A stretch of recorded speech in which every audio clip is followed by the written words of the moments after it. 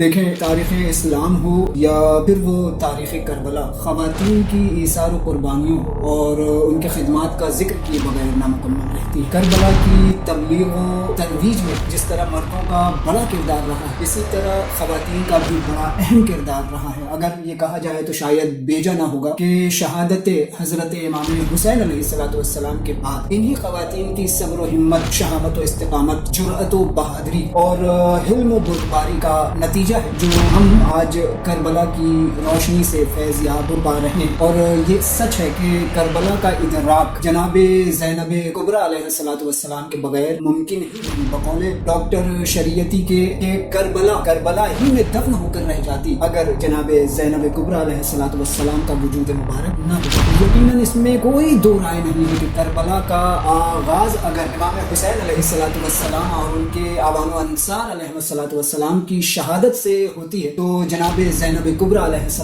السلام نے اسے پائے تکمیل تک پہنچایا، اور جناب ثانیہ زہرا کی قیادت و سرپرستی میں خواتین نے دنیا کو پیغام حسین اور واقعات کربلا سے دروازے روشناس کرایا ہے، جنہیں ہم خراج اشک اور خراج عقیدت و تحسین پیش کرتے ہیں۔ لیکن افسوس میرے عزیز اس بات کا ہے کہ آج ہر طرف مجالس میں مختلف موضوعات پر گفتگو ہو رہی ہے، جہاں تک میری نگاہیں پہنچی ہیں، لیکن کربلا میں خواتین کے کردار پر جو گفتگو خاطر خواہ ہونی چاہیے وہ ہمارے سننے میں نہیں آئی ہے۔ حالانکہ مجالس و جلوس میں ایک بڑا طبقہ خواتین کا ہوتا ہے، شاید ہوتی بھی ہو تو وہ ایک طائرانہ نظر ڈال کر لوگ اس سے گزر جاتے ہیں۔ بہرحال بعد عاشور جناب زینب کبریٰ علیہ السلام نے شام و کوفے میں جو خطبات دیے ہیں وہ آج بھی تاریخ کے صفحات میں زندہ و جاوید ہیں، جس سے ہماری خواتین اور ہماری بچیوں کو روشناس کرانے کی ضرورت۔ شہزادی کی زندگی کا ہر ایک باپ ایک ماں، بہن، بہو اور ایک بیٹی کے روپ میں تمام خواتین عالم بالخصوص کنیزان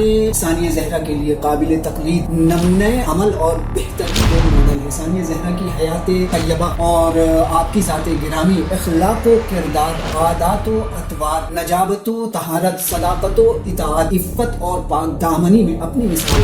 آپ نے فہم و فراست میں، تقوی و پرہیزگاری میں، دینداری، شوہرداری اور تربیت اولاد جیسے مسائل کو نہایت حلم و بردباری، خلوص و محبت اور عزم و ہمت اور صبر و استقامت سے سر کیا ہے۔ عاشور کے موقع پر اور عصر عاشور کے بعد جناب زینب کبریٰ علیہ السلام نے یہ ثابت کر دکھایا کہ عورتیں تاریخ کے حاشیے پر نہیں بلکہ متن تاریخ میں کھڑی ہیں، اور آج ہماری خواتین اسی راستے کی وارث ہیں، لہٰذا انہیں اپنی ذمہ داری کا احساس ہونا چاہیے اور کربلائے اصل میں ہماری خواتین کے اخلاق و کردار اور عادات و اطوار میں جناب زینب کبریٰ علیہ السلام کی تأسی کی خون نمایاں ہونی چاہیے، تاکہ ہماری خواتین اپنی فردی اور اجتماعی زندگی میں پیش آنے والے تمام مسائل، وہ چاہے فردی ہو، اجتماعی ہو، دینی ہو، تعلیمی ہو، حتیٰ کہ وہ شادی، تربیت اولاد، سسرال اور شوہرداری جیسے ہی مسائل کیوں نہ ہوں، جناب زینب کبریٰ علیہ السلام کی سیرت سے